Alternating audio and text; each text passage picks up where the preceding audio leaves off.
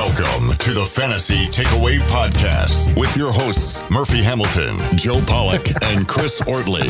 Your source for everything fantasy football. Oh, what's up, everybody? It's finally here. The NFL draft is happening, has happened, however you want to say it. It's our 100th episode. I'm stoked. Joe and I are actually recording live. This is a first for us in a lot of ways. It's been a wild ride. This is a huge moment for the show, for our listeners, for everybody. And honestly, we started the show laughing because it's also a huge moment for our co-host, Chris Ortley, who I assume is becoming severely intoxicated and will probably be arrested in Dallas tonight. Joe, do you think he's going to be arrested in Dallas? Lamar Jackson goes to the Ravens. That is just the funniest thing. Oh, man. He's going to be so bad that we're talking trash. But that was, we were like, oh, man, poor Lamar Jackson. He's been sitting there just the whole draft like, I don't know why they've invited me here. I don't know why they invited me here. And then they made this trade. We were like, what if? What if the Ravens are going to do it? Thank you. Thank you, Ozzy. Thank you, Baltimore, for making our nights. Straight from Joe Flacco to Lamar Jackson. Man, it must suck to be a Ravens fan. Well, he could be good eventually. He's going to sit. He's going to sit for a year, so he'll probably be like okay when he comes in. Yeah, I think he's got some great physical talents, and he could probably be a solid NFL quarterback. But, I mean, if you were a Ravens fan hoping for, like, the next big quarterback after Joe Flacco, this can't be the most exciting moment for you. No. It could probably be an exciting moment, but not the most exciting moment. For fantasy, it's fantastic. I could see him really having a good time for fantasy on that team. Running the football all the time. That's fantasy, though. I'm talking about real life. Right now, for this second, I'm talking about real life. And for the wins and losses category, I'm not sure he's the best choice they could have made. Completely agree. He makes a lot of weird decisions. He does. He's an odd decision maker. His deep ball kind of looks funny sometimes. His footwork is really, really weird. He's always up on his tiptoes. Interesting. Well, if anybody can show him about the deep ball, I would assume Joe Flacco would be that guy. So, yeah, that is the one thing Joe Flacco does well. That's true. Well, we got into the show a little quickly with that one. It was really funny, but we actually have a second big announcement. Joe, why don't you take this one away? We have partnered with a Facebook group and memorabilia company. The Facebook group is called Breaking the Game, and we're going to be giving away a signed, authenticated Tyreek Hill jersey and a Mike Evans jersey. We're going to give both of them away, separate people, 2 winners for the contest. All you got to do is go to thefantasytakeaway.com/giveaway. You don't have to do much. Just like some things and follow some things on the internet, and you'll be entered to win. That's a pretty good deal. And again, free stuff for our listeners. I like that. That's always a good thing. Yeah, I mean, they do a lot of like giveaways and box breaks in that group. So Breaking the Game is the name of the group. It's like a sports memorabilia group. It's actually pretty cool. If you want to check them out and you forget the name of the group, the NFL Fantasy Football Discussion Group, the one we run, has them now as a linked group, so you can go check them out via our group. You can definitely find them that way as well. Joe, I don't see why we should waste any time. I do want to talk about the first wide receiver of the 2018 NFL Draft, and it actually isn't a rookie. It's Martavis Bryant. Isn't it ironic that he would be the first wide receiver to find a new team in the 2018 draft? Yeah, I mean, it's got a lot of fantasy implications, too. It's super funny that that's the first wide receiver acquired. But I think this gives a bump to Juju, and I think it may actually hurt Amari Cooper a little bit.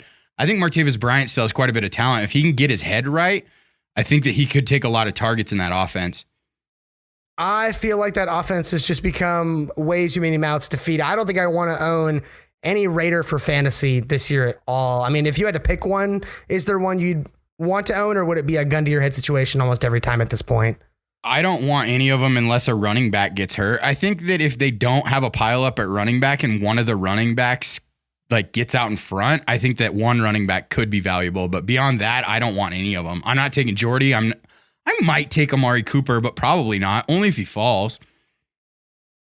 Fair point. And just for the record, they parlayed him for a third-round pick, the 79th overall, which I believe was traded tonight, wasn't it? Do you know off the top of your head? Yeah. They got that pick from the Bills, I believe. Yeah, but again, I think they traded that pick away for somebody else already tonight. Like the 73 pick or the 79 pick has already made its way to another team. I didn't just see that, alone. but I think it has. There was one pick in the first round that was traded 3 times.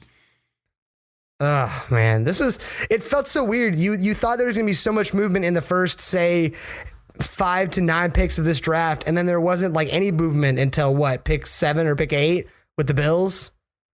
Yeah, it was really, really weird. The top 5 felt completely off script. Like you heard about Baker Mayfield, but it wasn't big news until the very beginning of this morning. It wasn't like a guaranteed thing. It was Sam Darnold will be first or Josh Allen will be first. It was not, it's gonna be Baker Mayfield. That was not big news till this morning. I didn't believe that Baker Mayfield wasn't a smokescreen. I thought that they were just blowing smoke up people's asses. Yeah, I did too, and it was surprising. And I was like, well, whatever. I mean, there goes his career. I think Sam Darnold and a few other guys were like, whew, thank goodness. We do completely hate that pick, right? For both Cleveland and Mayfield. 100%. Let's actually use that as our springboard. Let's talk about the first round. Obviously, first pick, first round, the Browns, Baker Mayfield. Yes, to answer your question, I don't like that pick at all. I think that basically says to me that they're going to go with Tyrod Taylor this year.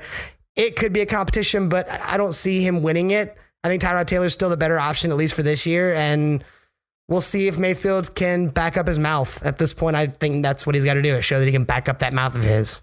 I actually do kind of like Mayfield as a talent. I don't think that this is bad forever, but I do think that it indicates that Tyrod Taylor is the quarterback, like you said. And I think that there's a really good chance that Baker Mayfield, he's not going to play at all this year. So I think that going into year 2, he could be one of those guys that's on my radar. But right now, this means nothing for fantasy in 2018. I'm not drafting him in Dynasty either. I think I would take, if you could get him as a flyer pick in Dynasty, I might take him. Like if he's somebody that could sit on your bench, I'm talking deep rosters, maybe. If it was anybody else running that team right now, I might be a little more scared. But with Dorsey as the GM, I think I'm more okay with the future of the Cleveland Browns. So as a Dynasty pick, I'm okay with him as a flyer. But it could have been way worse for sure. Yeah, absolutely. If I had a taxi squad, I'd think about it. Super deep Dynasty with a taxi squad, I'd put him on my taxi squad for sure. Yeah. All right, let's talk about number 2, and that is Saquon Barkley, who honestly, everybody thought was going to be the number 1. I thought he could have been the number 1, and now he goes to the Giants. Joe, for his fantasy value, this was probably not the best place, right? We wanted the Browns. We wanted almost anywhere else, right? Wasn't the Giants almost one of the worst fantasy destinations for him? It wasn't quite the worst, but it's not good. This is a really, really guard-heavy draft, and there are a few centers, so I could see the Giants really bolstering their offensive line in the next couple of rounds. I'm not sure where they pick coming forward, but I don't like it per se. I think that we'll talk about it later, but I think someone else has now become my number 1 rookie prospect just for this year. Dope. All right. Well, the next pick is Sam Darnold, and the Jets, I guess you could say, won the sweepstakes. Wasn't it the Darnold sweepstakes from the beginning? It was, scam for Sam, suck for Darnold, and the Jets were the team everybody was saying should do it, and it turns out they didn't really have to do that and bad for it. They got him in a trade. Good for them. They can not suck and get the quarterback they want. I really feel like the Jets scammed the Browns here.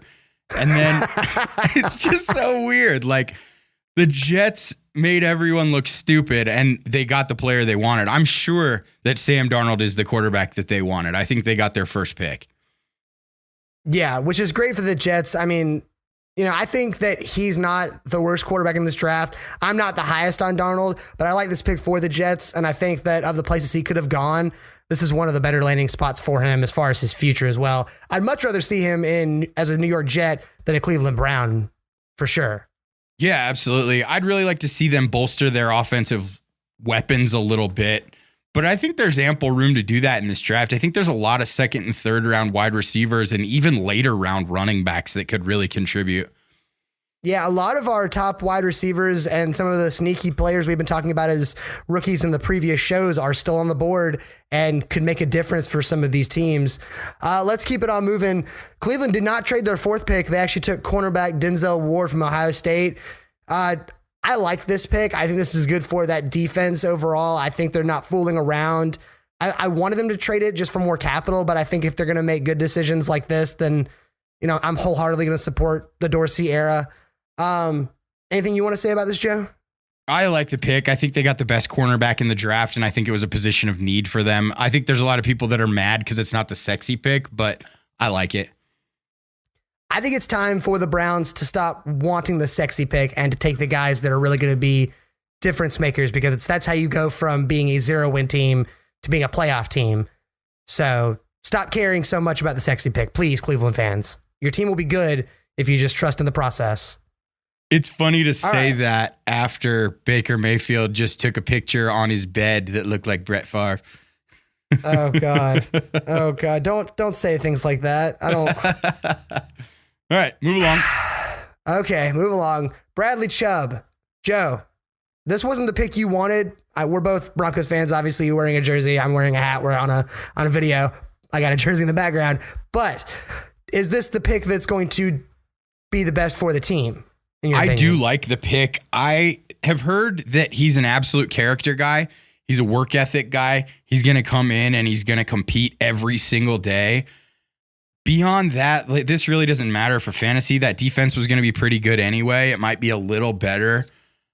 I wanted this to be Quentin Nelson, but Quentin Nelson at guard is probably too high at 5, so I really would have preferred a trade back. Chubb's a great pick right here. Putting him on that defense, He's going to be awesome. He wanted to play opposite of Von Miller too, so you give the storyline narrative of what he wants. That'll be a nice little thing to follow throughout training camp and throughout his rookie years. The pairing up between the veteran who he's idolized and the rookie who's a top 5 pick. It'll at least be a story. I'll enjoy watching it. He saw his last double team for the next 4 years in college, so. Oh, thank goodness. Yeah. All right, let's keep it on moving. Quentin Nelson, you just mentioned him. He actually went to Indianapolis, and I had my best friend Tucker over for that point of the draft, and he's a contributor for the show, and I looked at him and I said, Tucker, thank goodness. And he was like, what? And I said, dude, Ryan Kelly can stop doing all the heavy lifting for this offensive line now.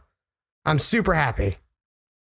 This made the running back that Indianapolis drafts, if it's in the 2nd or 3rd round, my number 1 for 2018. I still have Saquon Barkley as my number 1 for Dynasty, but my number 1 rookie for 2018 is going to be whoever Indianapolis drafts. Not to put you on the spot, but who would you want to see them draft of the guys that are still on the board? Royce Freeman. I think that would be a perfect fit. I think he'd fit in that offense. I think that offensive line could block for him. And I think as long as Andrew Luck is healthy, it would be a match made in heaven. Okay, yeah, I can get behind that. I think I agree with you on that. Took me a second, but yeah, I like it. All right, next up, Buffalo traded to get Josh Allen. This was the big trade, the first one of the draft, first of many of this draft, but they got their quarterback, which depresses me because I wanted A.J. McCarron to have his shot.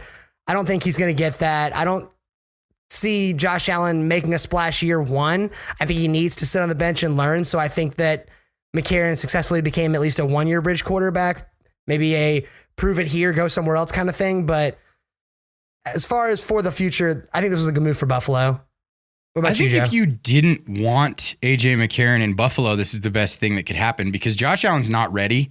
A.J. McCarron is going to start this year, and we saw what Case Keenum did in Minnesota. As a bridge quarterback, you can prove yourself, and you can go and become a starting quarterback on another good roster.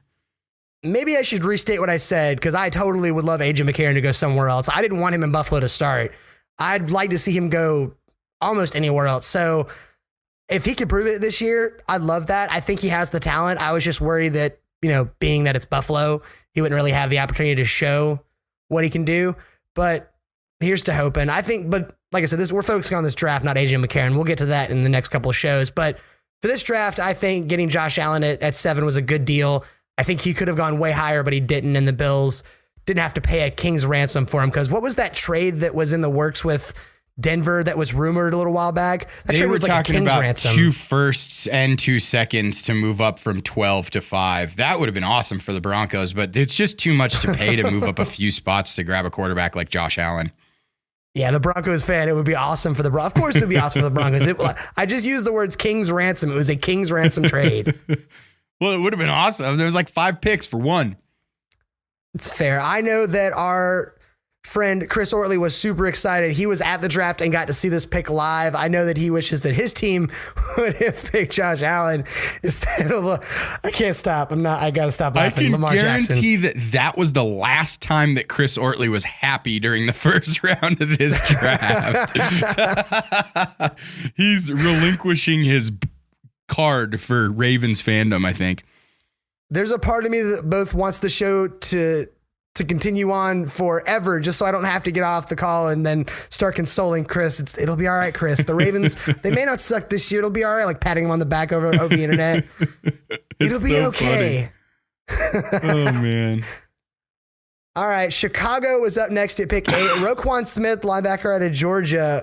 I like this pick. Joe, any comments? I think that this just bolsters an already solid defense. I think they got a steal. I think that defense was already good, like you said, and I think they're going to be awesome with Roquan Smith. I think he's going to be a game changer for that team. I was a little sad. The homer in me, partially was hoping that they would take Minkah Fitzpatrick here, and I could get the reunion of Minkah Fitzpatrick and Eddie Jackson in the NFL.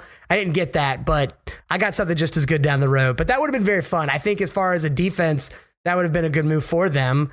I don't think it's the best move, but it would have made me happy. Yeah. I mean, it would have been a great move. He should have been a top 10 pick. He almost was. Almost was. All right, number 9 for the Niners. They got left tackle Mike McGlinchey. Is that right? McGlinchey, did I say that correctly? Correct, yes. I should know that by now at this point in the draft, but I'm still going to ask the questions. I like this move, keeping Jimmy G upright. I mean, was there a better move in your opinion, or was this the move they should have made? I love this move, and it actually is great for Jerick McKinnon. McGlinchey is a little bit raw in the passing game. He's not the greatest pass blocker coming out, but in the running game, he is an absolute bulldozer. I think that with that outside zone scheme, Jerick McKinnon's stock went through the roof with this pick. I'm super excited. I'm a little excited and pull the trigger on some dynasty trades with him now, but well, that's what I get for hesitating. All right, the next big trade happened at pick 10. Oakland traded it away to Arizona, who actually went and got Josh Rosen. I was shocked he stayed on the board until pick 10. I know you had hoped that he would go to Denver if we hadn't have gotten somebody solid like Keenum for this year, or even for the future, even with Keenum. I know you kind of were thinking about Josh Rosen at 5, but here he made it to 10. I love this for Arizona for the future. What do you think? This is the best pick in the draft. Sam Bradford is a really solid technical passer. He's going to be great for Rosen to learn from. If he gets hurt, Rosen can come in and start right away. He was the most NFL ready quarterback in this draft. I'm not picking, if I have any spot on my dynasty and I don't like the running backs and wide receivers on the board, I'm picking Josh Rosen. I love this pick, and I think he's going to be great for a decade and a half with that team. I hope he gets to play with Larry Fitzgerald. He fits his skill set perfectly. I think Fitz has more than just one gear left in him, so I think he'll get the chance to play with Larry Fitzgerald. And maybe picking a quarterback like this will get Larry Fitzgerald to stay around a little longer. I think he wants those records, and I think as long as he's breaking them and he's not pushing himself to a limit that would exceed his future health, I think he'll keep going for them. And Josh Rosen's the kind of quarterback that I could see him accepting that he could get these records in a few years if he just helps this guy. What's the word I'm looking for? Improve. If he mentors his talent. Yeah, mentors him. That's what I'm looking for. Yeah. So I love this pick. I think it's great for Arizona in the long term. And I think with the panic of Carson Palmer leaving, this was the best possible move they could have made, period. I just wish it was still a Bruce Arians offense. He would have fit in a Bruce Arians offense so well. Yeah, well, we can't get everything we want, right? Yeah. Still a great fit, I think. Yeah. Next up, number 11, the Dolphins. They got Minkah Fitzpatrick.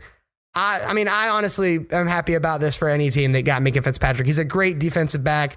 He's Saban-esque. I've never actually heard that term used about any other player in Alabama, which is huge because I listen to a lot of sports radio. I listen to a lot of stuff around here.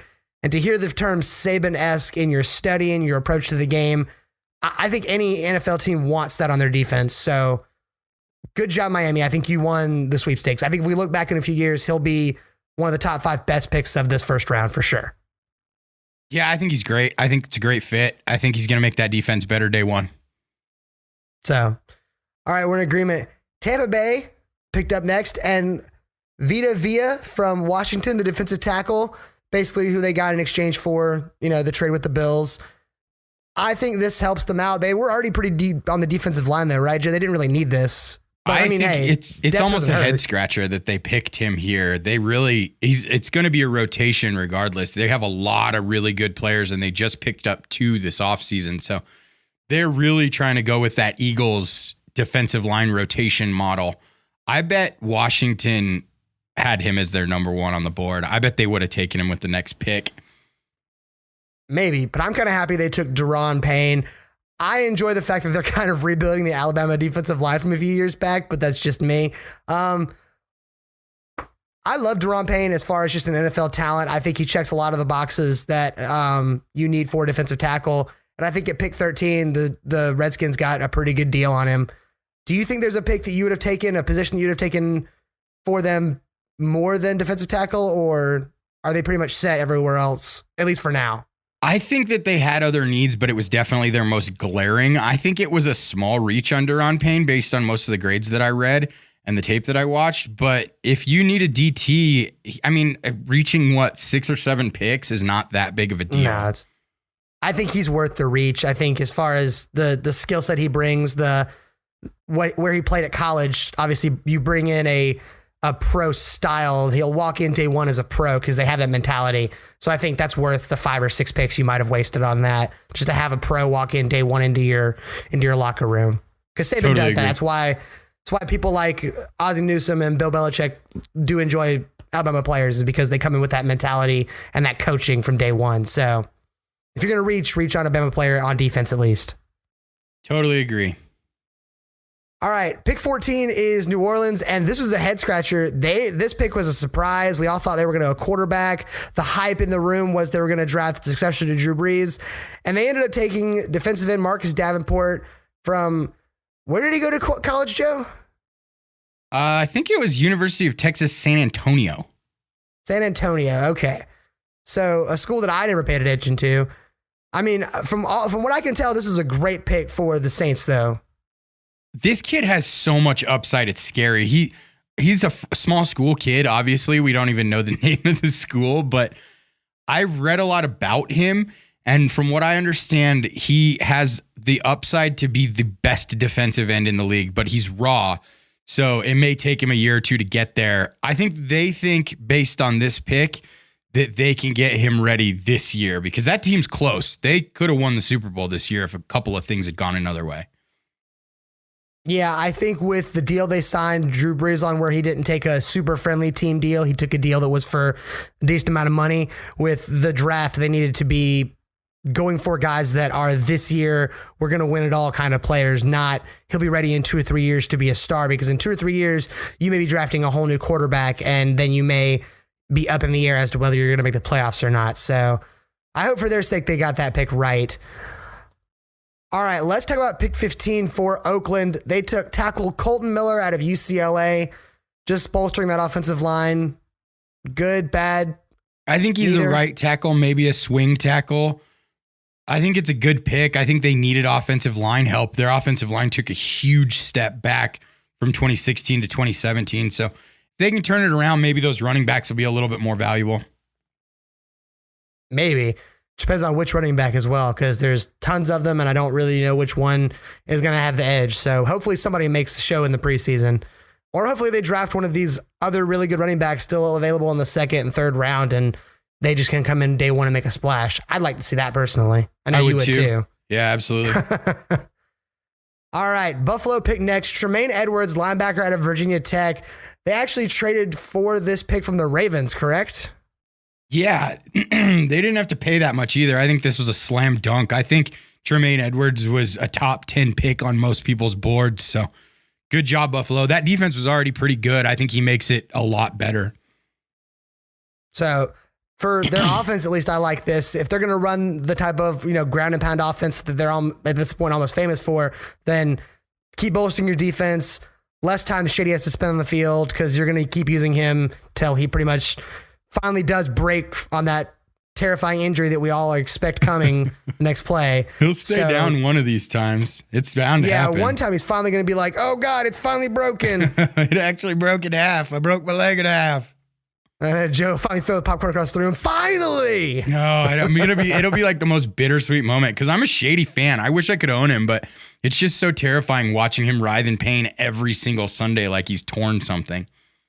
Yeah, no, I want him to just keep being awesome, but it's scary to own him, especially for the ADP he goes by in fantasy, but that's for another episode. The Chargers got Derwin James. That's all I'm going to say for this. They stole that. Derwin James should not have been on the board this long, but somehow he made it to 17, and they got highway robbery on this one. Good job, Chargers. You are officially one of the scariest defenses in the NFL, next to, say, like the Rams and maybe the Broncos. I think that LA has the best defenses in the league now with this pick. Overall defense, yeah, I'd believe you. 100%. That's where the Rams play too, so I'm not really going out of the line. Well, yeah, LA, whatever. Shut up, Joe. Shut up, Joe. Okay, sorry. I did the San Diego thing this morning, actually. I was talking to somebody, and I was like, the San Diego Chargers, and they went, the what? And I was like, darn it. I do it every time, man. It's never going to go away. Well, either way, LA has good defense, regardless of who you root for. All right, Green Bay picked at 18. They got that pick from Seattle. What did we say it was? Jair Alexander? I can never pronounce names. Jairi. That's what we said it was. Quarterback from Louisville. I think this was a pretty good pick. That quarterback was pretty glaring need for Green Bay. What do you think, Joe? I think it's a great pick. He slipped a little bit because of his combine performance. His 40 time was okay, but he looked a little tight in the hips, and I think he may have been a top 10 pick if that wouldn't have happened. I think they got a steal. I think it's a massive position of need. They need secondary help. They've needed secondary help for like 5 years in Green Bay. If that defense can get a little bit better and Aaron Rodgers can stay on the field, that team could be scary. I like this pick for that team a lot.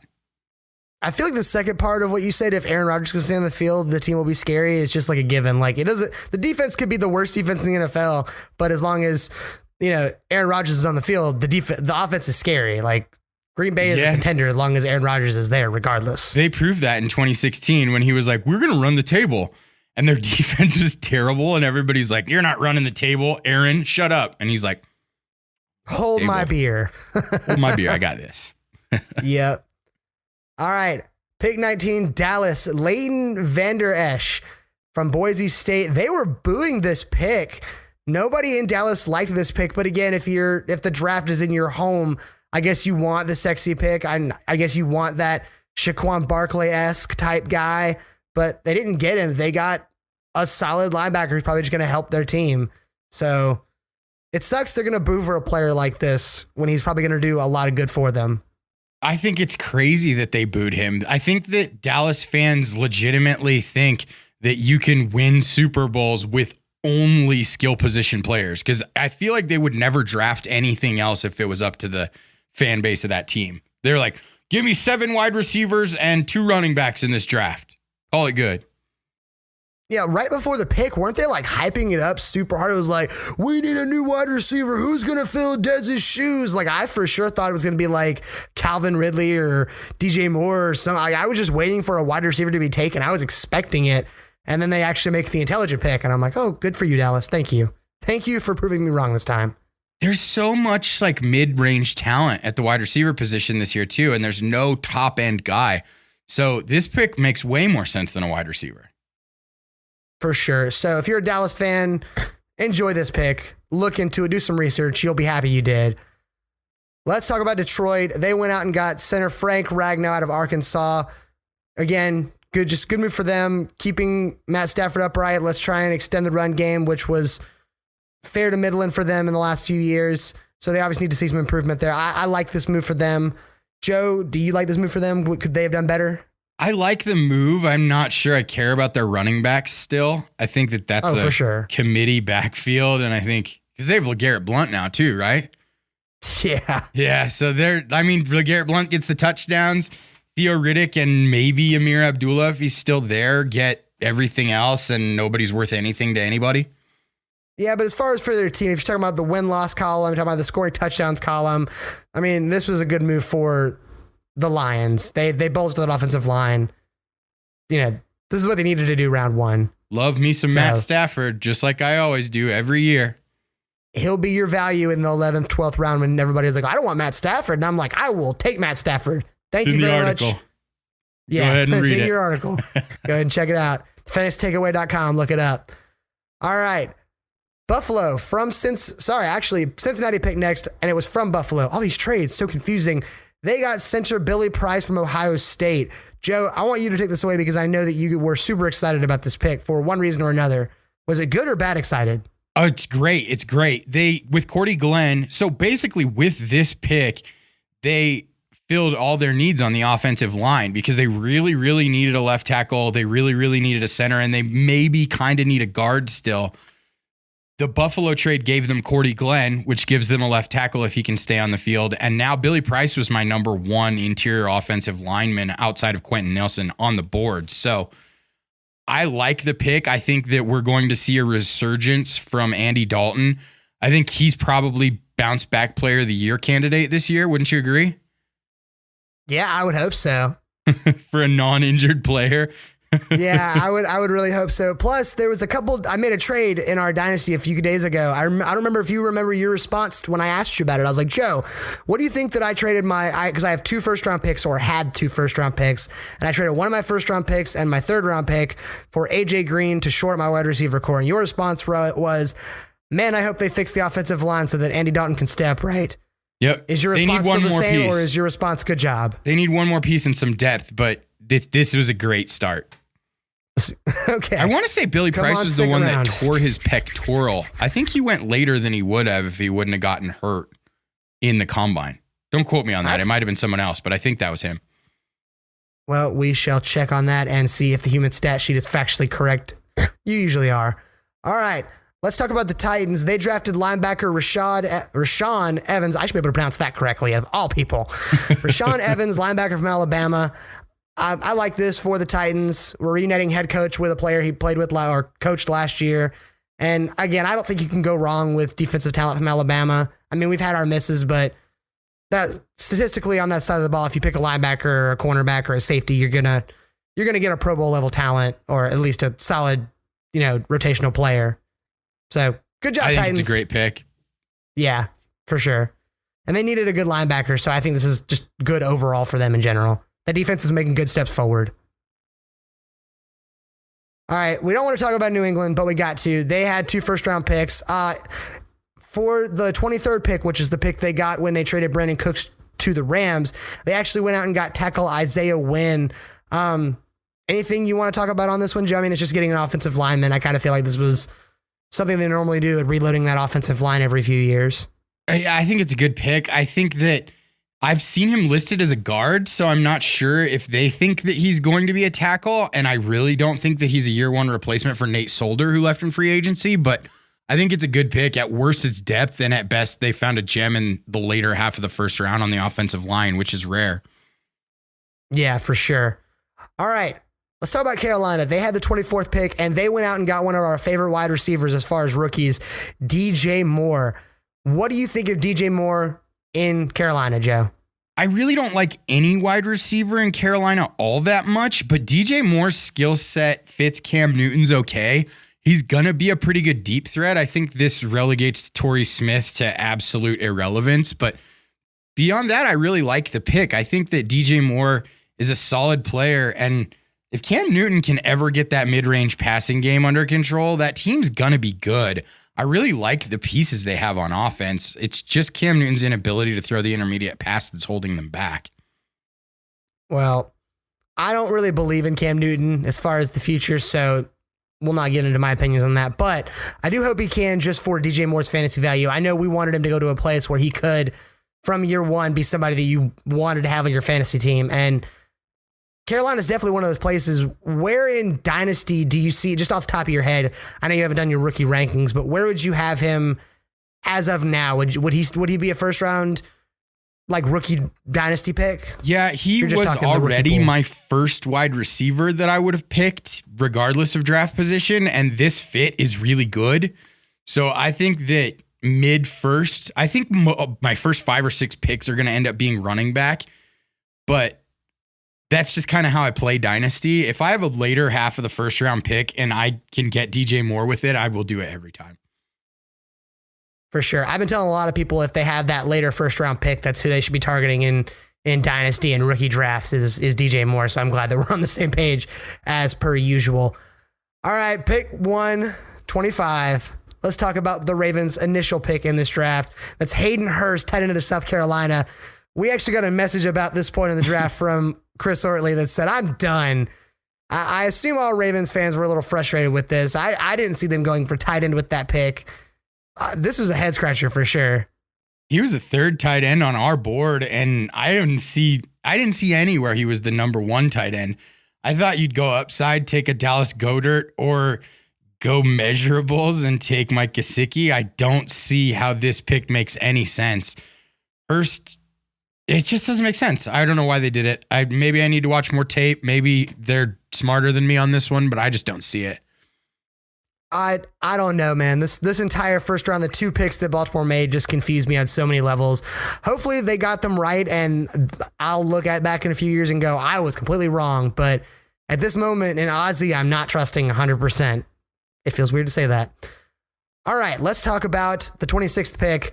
I got really excited for this. Atlanta took Calvin Ridley, wide receiver out of Alabama, and legitimately paired Julio Jones with Calvin Ridley. So I get a team with two fantasy relevant Alabama players on it to homer.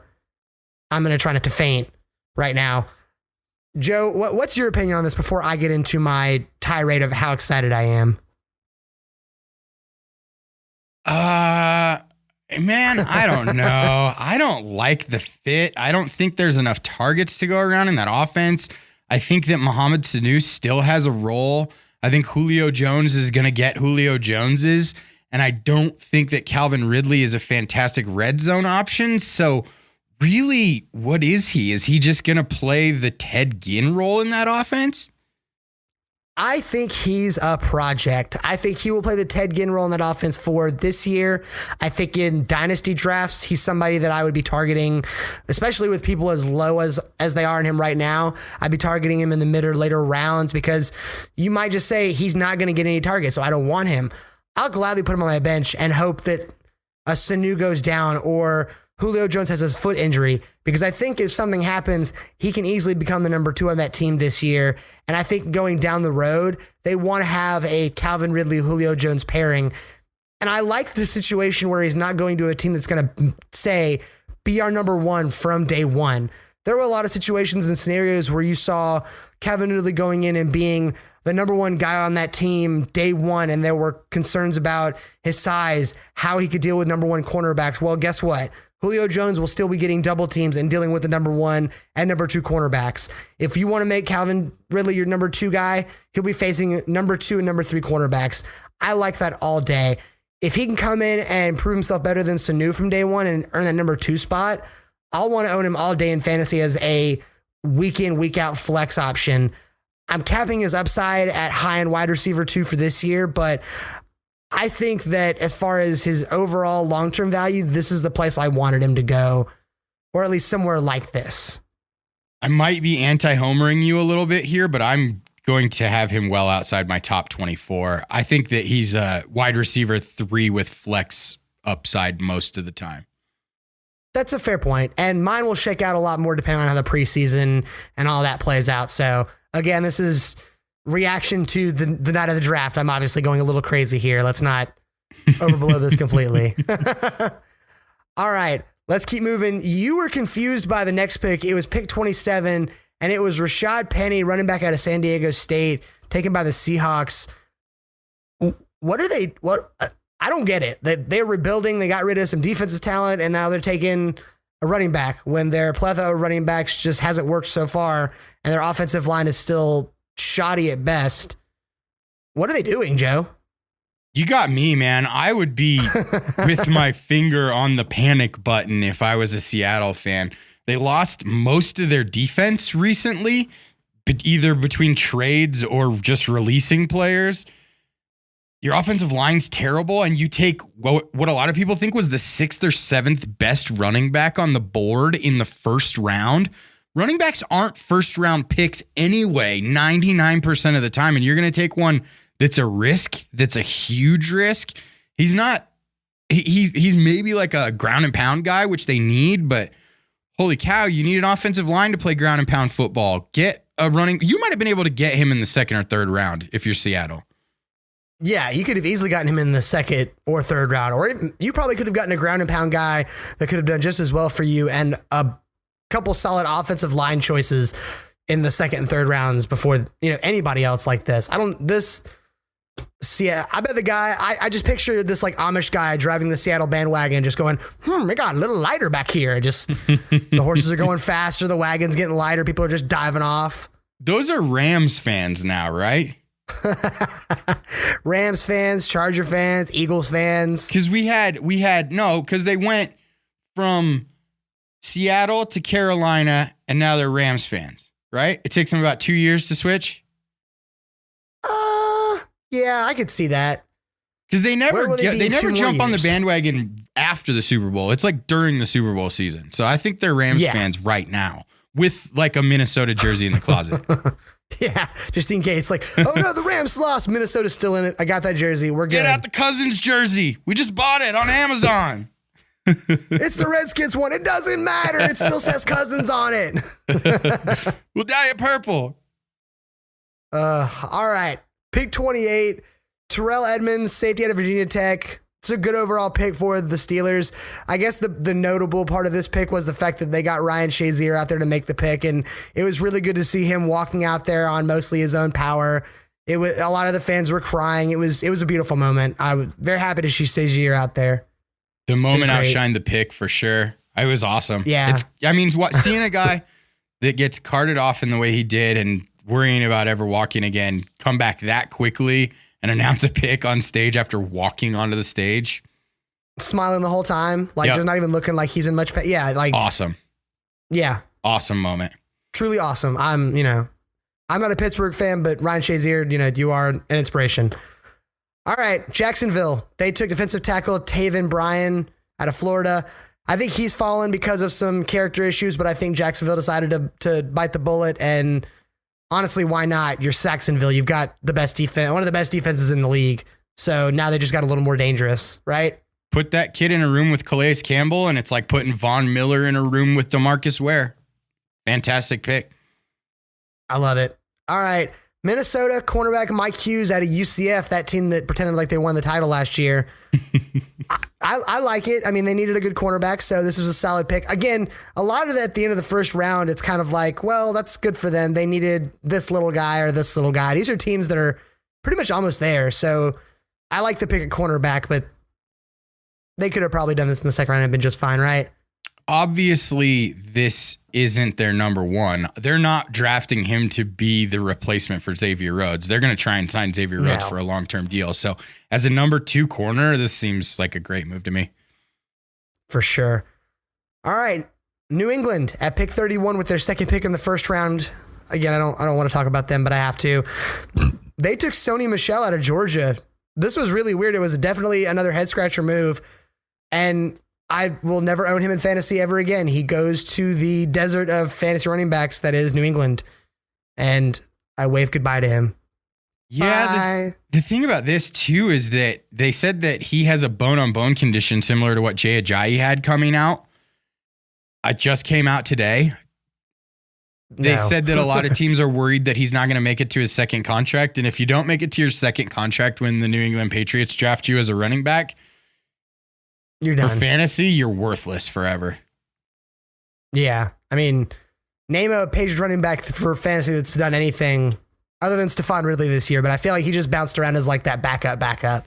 Well, I mean, Danny Woodhead was really good in his second contract, but generally, I think Danny Woodhead is an aberration at this point. Yeah, I mean, so many regards, that's true. He's the argument for so many things. I'm like, come on, Danny Woodhead he's a different player than anybody ever will be or ever was.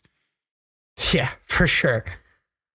All right. Well, the last pick, we've mentioned it several times on the show, but let's just do it for the sake of saying it. Pick number 32 is Lamar Jackson. He didn't waste his entire night in the green room. He got picked on night 1. I honestly wonder if the Ravens were like, fine, we'll take him. Like, was there a lottery like between a bunch of NFL coaches and whoever drew the short straw had to trade for that pick? Is that what happened? Like, fine, we need a quarterback, we'll take him. I wanted to replace Flacco, but not here. I don't get the pick, man. I guess if you think he's got the measurables, he's got the physical tools to be an NFL quarterback. So I think that I would probably draft him if I've got like a developmental team or, taxi squad going on. I'd draft him above a lot of the guys that got drafted in front of him just because of his legs. I think that he's going to have value as long as he ends up being a starter in the NFL, at least for a few years, just because he's going to run for 600 to 800 yards a season. And with those quarterback numbers, when you add 60 to 80 points to what a guy would normally get at like 200, turns him into a pretty decent player. Look at Tyrod Taylor. Yeah, and if you have a taxi squad that can hold on to him, I mean, he's a guy that as long as they continue to show that they want to keep him on their roster, they're going to give him the shot. As soon as Joe Flacco becomes financially eligible to get cut, I don't foresee Joe Flacco being a Raven very much longer, unless he's willing to take a glaring pay cut to do so. So I think Lamar Jackson has a shot at a job in a couple of years, as long as he does everything right on the bench for the first few and learns. Or they could just have a really high paid backup in Joe Flacco and try the youth movement early. I'm down for both. The Ravens just seem weird at this point, so who cares, right? Yeah, I think that, don't quote me again, but I think the contract there's an out after 2019 for Joe Flacco, so I really don't see Lamar Jackson getting on the field. That's why this makes sense to trade up to pick 32 to make this pick, because now at that point, you've got that fifth-year option. I don't think that they probably had a first-round grade on him, but you can't afford to take a quarterback who's going to sit on the bench without a fifth-year option. You just can't do it. And thus, Joe explains the financial aspect and the reason why they probably did it. Thanks, Joe. You made it real enlightening, not funny anymore. You ruined it. Oh, sorry. Oh, well. All right. Well, that was our... Do you have anything to say before I sign off, Joe? Good to go. Let's go. All right. Well, that was our 100th show, guys. I had fun. Our first live video. Hopefully we didn't do too badly. I hope you guys enjoyed it. Hopefully first of many to come. Don't forget to follow us on Twitter. Like our Facebook page, The Fantasy Takeaway. We love the likes. We'll give you guys great updates. On Twitter, follow us. I'm at MurphyFT. Joe's at the Human Stat Sheet. Sorry, at Human Stat Sheet. No, the. And Chris is at OChrisTFT. The show is at FF Takeaway on Twitter. Enjoy the second, third round in the next few days. We'll talk to you next week. Later. Go to thefantasytakeaway.com/giveaway. Sign up for those jerseys. It's going to be awesome. Joe, good job. That one too.